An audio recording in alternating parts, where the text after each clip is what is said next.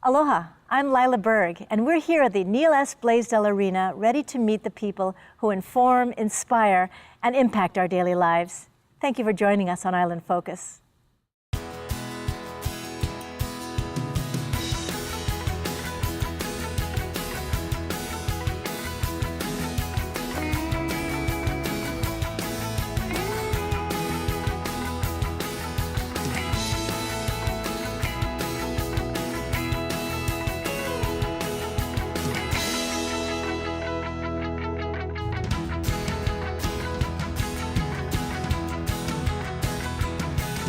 Your responsibility is the whole campus. Exactly. We've got the arena, the exhibition hall, the concert hall up on King Street, but really it's the exhibition hall where most of the people who have experiences here come through. We've got about 1 million folks who will come to some event on an annual basis at the Blaisdell. About 600,000 will come to an event that ends up in here. And that could be lay greeting after your graduation. Well, and you also talk about memories, that Right. this place has created memories. Your best Absolutely. memory. My best memory, my personal memory is graduation. My next best memory is being a freshman at Kamehameha, winning song contest, being the first freshman class ever to win the Co-Ed Cup. Okay, well, we didn't have a song contest, but I remember graduating Right. here for two. Yes, yes, and so that's our biggest ones. Our big ones are Punahou, our big ones are Kamehameha, our big ones are Waipahu. My next best memory probably is seeing this concourse filled end to end and Yeah. out to the street with family members waiting to come into the exhibition hall. Signs and lays And lay. And the smells music. in here Yeah. of lay. Yeah. So no wonder you love your job. I really enjoy it. You know, it's not only the arena that has sports and concerts, but also community, Exactly, family. exactly. Well, congratulations for that past song contest. Thank win. you. As you can see, that's still very fresh memory in my mind.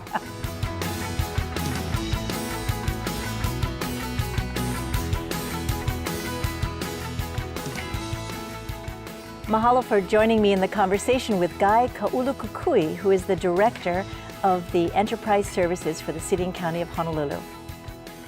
Appreciate your time. My pleasure. Thank you. You have a big responsibility in this place. And actually, it's a fun one. You know, the department oversees a variety of the city's revenue-generating opportunities. So besides the Blaisdell Center, where we are right now, we oversee the Waikiki Shell, the Tom Moffett Waikiki Shell, which was recently renamed. You probably know that, in honor of Tom Moffett. Very fitting memorial. Yeah, absolutely. We also oversee the city's 6 golf courses, the Honolulu Zoo, and we manage the city's concession agreements. Like if you've gone to Ala Moana Beach Park in the last few years, you know that there are 2 L&L restaurants in the concessions, and we manage those concession agreements. So Enterprise Services has to do with revenue generating for the county. Correct. So what happened about 20 years ago, in fact, I think it's exactly 20 years ago, the county reorganized several departments, and it created my department. Obviously, I wasn't here at the time, but it created my department to oversee, as you said, the revenue generating opportunities, with the idea that they would, at some point in the future, operate off of the general fund so that they didn't require taxpayer contribution for the service. We're not there. A lot of what we do is expensive. In particular, running a entertainment venue like this is, 22 acres, you know, a variety of venues. It's an expensive endeavor. There's a reason the government is involved in it and the private sector isn't, is because it is expensive and requires a subsidy. We don't ever think about that when we come to watch volleyball or basketball Right. here, you know, or go to the exhibition hall or listen to a concert. And when you look at your responsibilities that are so different, it's not just athletics or music. Right. How do you manage that? It's been very interesting. You need to, you know, over the time, try to learn a variety of different lines of business. Golf is different from operating a zoo, which is different from operating an arena, which is different from operating a concert hall, and which is different from managing concession agreements. And honestly, it probably was, I've been on the job a little over 3 years now. It was probably 2.5 years into that before I really felt like I had a grasp on our different business models. But you could kind of shape it too. A bit, in your yes. leadership and role. I think that's the intention, right? I think the department was always, as I said, intended to operate as much as possible off the general fund, meaning as little as possible taxpayer money, which means we need to generate revenue. It says enterprise in our title. We're intended to be enterprising, entrepreneurial, all the kinds of things I, you know, really embrace as a challenge, particularly in government service. And it must be kind of neat for you growing up in Hawaii with these iconic locations to now be part of making them successful. It is. What's even more exciting is positioning them for our children and grandchildren and their grandchildren, right? The Blaisdell Center, where we're sitting in right now, is 54 years old, opened in 1964. We're going through a redevelopment process right now. We're 30% of the way through designing and reimagining this campus for this century and for the next generations. That's the interesting thing. I like the concept of having a campus because it's a place of learning. Right. I mean, I remember coming here as a child watching the Ice Capades. Right. Who knew? Yes, the variety of things that have happened right in this area, whether it's ice capades or it's a concert, and then iconic concerts, right? I mean, you can imagine that. Tina Turner, New Year's Eve. Well, Tina Turner, for not for me, but for many other people, Elvis, and the stage would have been set up right in this general area, and I think in many people's minds, especially in Hawaii, you can still have the image of Elvis and the red carnation lei and in the white, stud-filled jumpsuit, sweating and singing. And people cheering and screaming. Right, and beamed all around the world. That was the thing. That's the reason there's a statue on campus memorializing that event. So whose idea was it that's a campus? I don't know. I mean, I inherited it. People were talking about this as a campus when I got on the job. I suspect for a while. I mean, I think it's the right term. It's collegial, right? It is multiple venues treated as parts of the same thing. Well, and it's exciting. And learning. It's exciting, and it gives a feeling, much like your energy as the director, that there's more that happens here than meets the eye. Right, and actually what we're trying to do as we go into the future, ensure there's even more than is happening now, Super. right? So right now, we are a venue. Most people who come here, and many people, if not almost everybody, comes here at some point in time, right? For some event. You mentioned volleyball. Most people mention graduation. There's always something. Our almost mission statement now is that memories are made here. That's the business we're in on this campus, is making memories and making positive ones. Not only for visitors, but also for those who are employed. Right. We have very, very long-term employees here. We have at least 2 who were ushers on the night of the Elvis concert. Well, it's definitely not boring for you. It hasn't been. We've been chatting with Guy Kaulukukui, who is the Director of Enterprise Services for the City and County of Honolulu. Appreciate you being with us.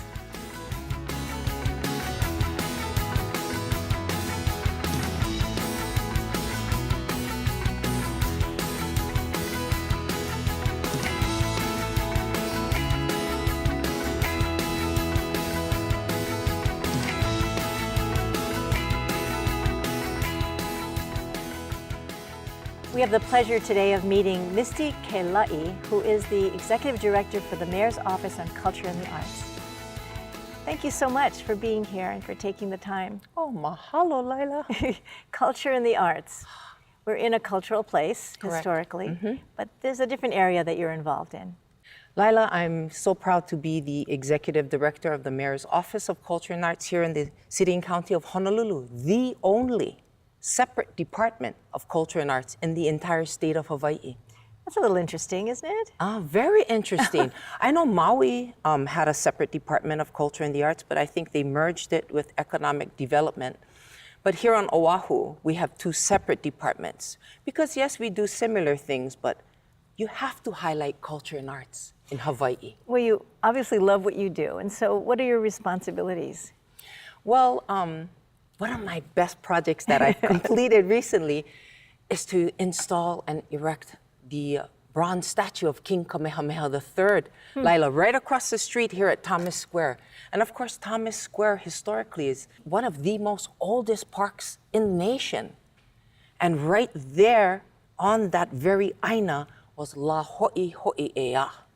It's the restoration of the Hawaiian kingdom. Do you know that story?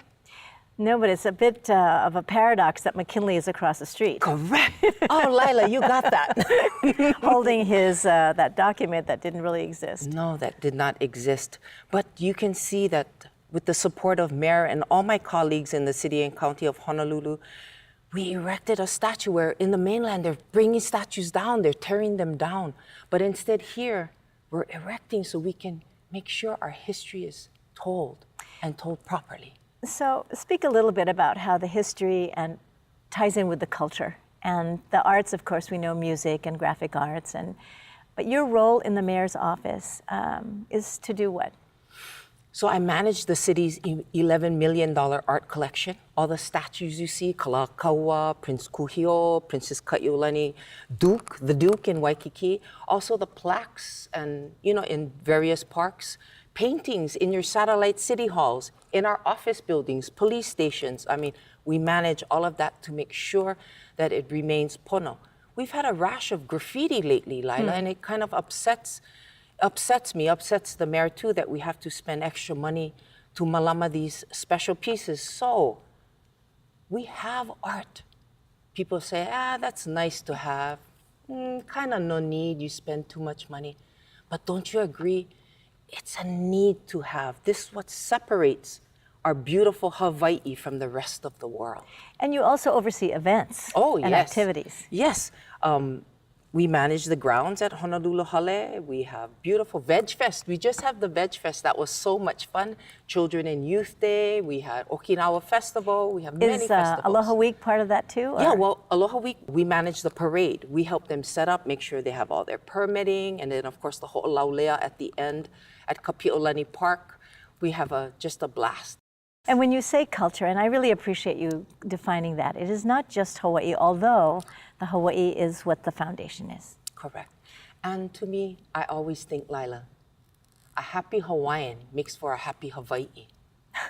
How's that? Do we have happy Hawaiians? Absolutely. You're looking at one right now. So you sing with the Royal Hawaiian Band. You've done a lot of things that have prepared you for this role.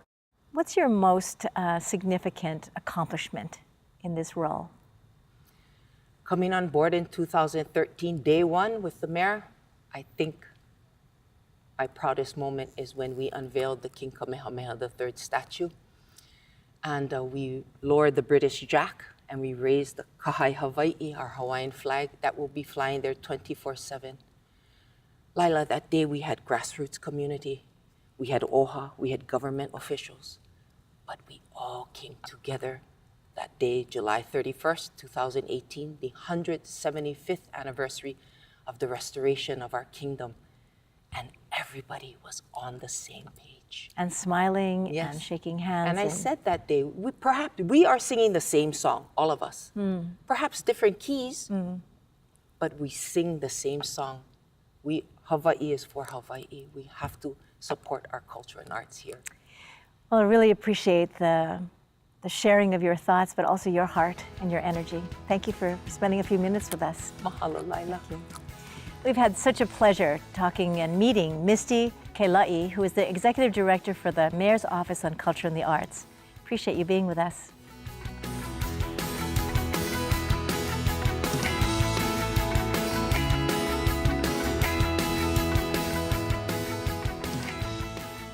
When I look into this pond and all of these fish, I don't remember this growing up.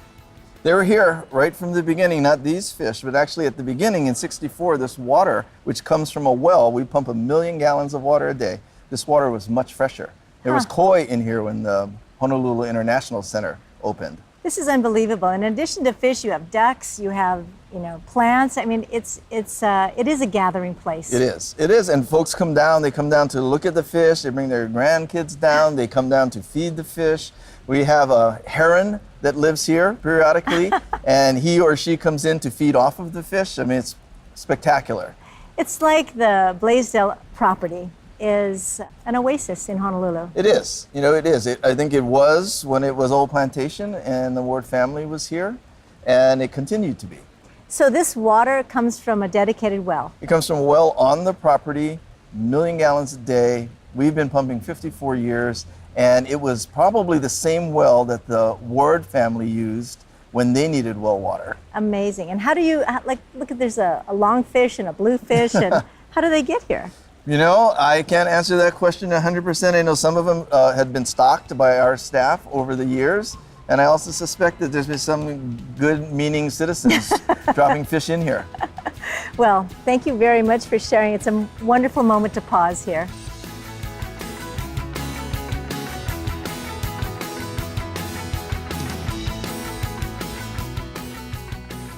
I'm here at the Blaisdell Arena with Kavika Shook, who is part of the Kaulukukui Heritage and Legacy Foundation. That's a big mouthful. Yes, it is. Thank you for joining us. Thank you. Would you please share a little bit about what you do and where is Kaulukukui? That's quite a bit farther from where we are now. Yeah, so I'm a voluntary board member for the Kaulukukui Heritage and Legacy Foundation. And where the park is at is it's in the old Barbers Point Naval Air Station. It's about 77 acres and it's adjacent to the Kaulukukui Airport. So a lot of local people that go to Nimitz Beach or White Plains Beach, it's right on your way. Do you live out there? Or? I do. I grew up in Kapolei, so I'm from Ewa side, but I do reside in Palehua now. But yeah, so it's our backyard. You know? So what was it that struck you about Kaulukukui, of all places?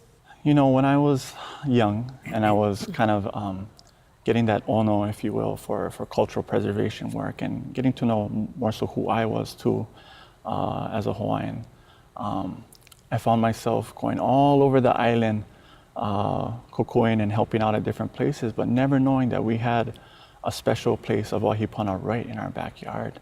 So I got introduced from a friend, and I went to the park, and the rest was history. I met a person named Uncle Shad Kane, and I couldn't leave the park after that. It was just so special. So that's how I stumbled upon that place. But very blessed to be a part of that place. Yeah. You stumbled on it, but it sounds like it called you I and think then so. held you. Yes. What is the foundation actually responsible for? So we are the stewards. We're the kahus. We're the caretakers of this place. 77 acres, cultural sites, sacred sites. We manage the area, but as well as facilitating a curriculum and bringing our next generation, bringing our haumana, bringing kids, community groups to this place and to share it with them because it is special and we need to share it. Yeah. So when we think about special places and sacred places in Hawaii, sometimes they're just right under our noses. What is the significance, I guess, of raising your voice to protect them? You know, the significance is that all the work that we're doing now, it's not for us. You know, it's for the next generation. We're building that foundation. We're opening up these kipuka, these special places, and all we're doing is passing the torch, just as the torch has been passed down to our generation. It's preserving this and remembering why it's important to preserve these places, and doing so. So, yeah, I think it's really important. What I find fascinating, you know, is that you are the younger generation. Yeah.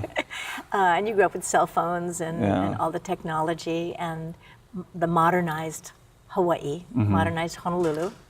And yet there was something that kept you interested in searching for not just your roots, but for these special places. What was that?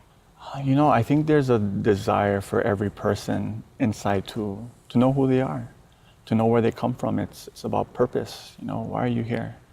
And I think once you start digging deeper, anyways, as far as my path, I can't speak for anyone else, but for my path, that's where it led me. And, you know, to talk more about the park, you know, it's very unique, 77 acres. And what we're finding is that the sites there are unique in the sense it's how it's built. So for one, it's built all out of coral. Very unique, nowhere else found in Hawaii where you'll find sites like this. So it's built out of coral, and then they have a Tahitian manner in the way it's built.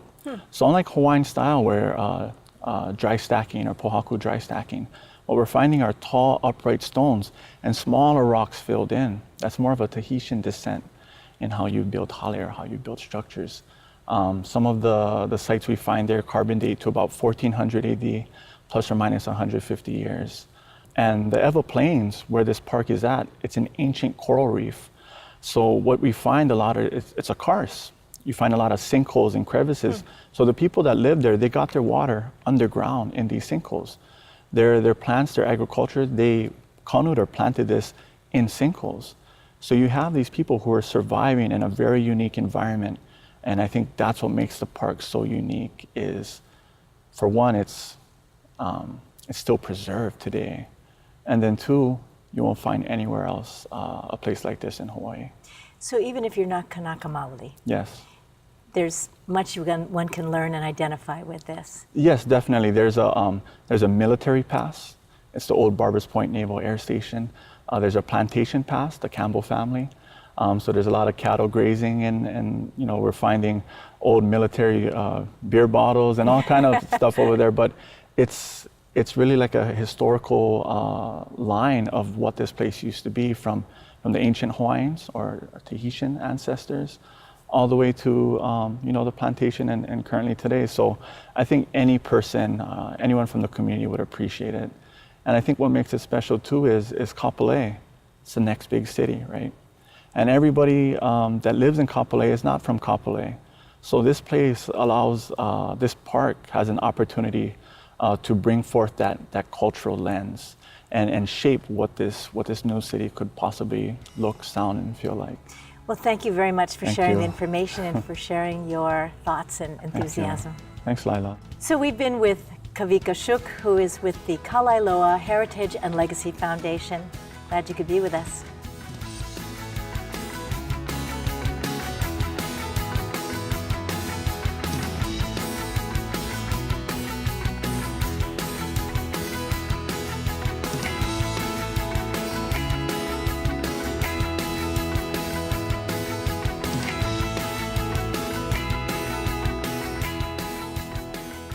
Here with us today at the Neal S. Blaisdell Arena is Lyla Berg, who is the founder of 2 foundations here in Hawaii. Thank you for being with us. And thank you too. I didn't want to name the foundations because I want you to talk about them. So which is the first foundation that you started? So the first one is the Love is a Verb Foundation. I realized that most people or organizations didn't want kids to volunteer for them because they thought they would just be babysitting. So I had to show them that it's not all about babysitting, and kids don't just want to be there for publicity, because that's what most people think. Well, and I think sometimes people think that kids don't want to be there, Oh yeah. right? And their parents are making them, but you wanted to do this. Yeah, sometimes I just go on my mom's phone, sign us up for like beach cleanups or something, and then put it in our calendar, and she'll randomly get alerts. Does Mom know you're doing this? Not all the time. Okay, so let's talk about your other foundation. Okay, this is the Secret Santa Project Hawaii. We go to low-income housing or even houseless shelters, and we just give them presents. It's a year-round donation drive, and it's all kid-run. That's what really sets us apart. So the kids wrap the paper. It's not the prettiest, but you know, we try. Well, there's a lot of love that goes into it, though. Lots. Right? And So lots of tape. So, you know, I remember the Secret Santa program when I was in school is that you pick a friend or you pick a name, right? And then you give them gifts Yes. throughout the season. How do you get your donations in this way? So I was super lucky to have a school, Kipapa Elementary, and my principal is super supportive. And she let me put a box out in the office and speak at assemblies so I could get kids to donate. I got around 200 donations from the school. Wow, and that's when you were going to the school. But you had mentioned to me Yes. you're now homeschooled? I am now homeschooled, so they're still going to allow me to, you know, go speak and I hope put out the box as a former student. So your decision to be homeschooled, and in part, of course, it was your mom's. Yeah. How did you both come to that decision that that was the best place for you? Yeah, I missed a lot of school. And my schools grades don't like that. Yeah. Right. Luckily, supportive. Yes. But yeah, we just figured it would be best to be homeschooled, so I would be more flexible also. Yeah, and also the school wouldn't get so upset. Yeah. And you would have time to look at your projects and how they relate to what you're learning at school. Yes. So do you have like an economics class or a business class? I have an economics class. I Really? play it with my brother. He's older than me by 18 months. But yeah, we play Monopoly for that. And so you learn about money and banking. And, Yes. Okay, so many students are a little bit afraid to be homeschooled, but it seems like that gives you a lot of freedom to work on these foundations. It really does. So instead of writing essays, I write proposals for schools for school, if you know what I mean. Right, right. And so if the proposal is for the school to allow you to come in Yeah. to talk about your Secret Santa program, how do you introduce your way to certain organizations? So we currently are working with over 20 organizations, and I started 12 organizations under that. We're starting 2 more organizations under Love is a Verb. They can either come to us for volunteers. Oh, okay. So yeah. And your organizations are organizations of young people Yes. who are dedicated to certain topics, or? So we try to be well-rounded, and we try to cover everything. So we have things for the ocean, animals, recycling, environmental things. And then we have stuff for anti-bullying, and then domestic violence. Domestic violence, all kinds of local things. foods. Where do your other students come from, other colleagues? So a lot of them are my friends, but if they're not, they'll see on Instagram or kind of social media if they want to get involved. Okay, and so your mom is monitoring Instagram? Yes, yes. She's not monitoring her phone when you sign her up, though. Right. All right. Well, thank you so much for taking the time. And we wish you great luck with all of your projects and all your organizations. We've had a moment to speak with Lyla Berg, who is the founder of Secret Santa Hawaii Project, as well as Love is a Verb Foundation. Appreciate you being with us and appreciate Riley's work as well. Thank you for being with us.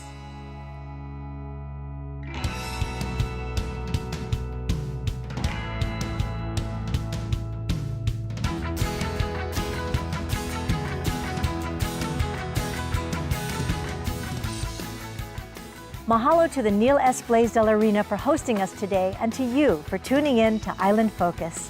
I'm Lyla Berg. Aloha and malama pono. Take care of each other. See you soon.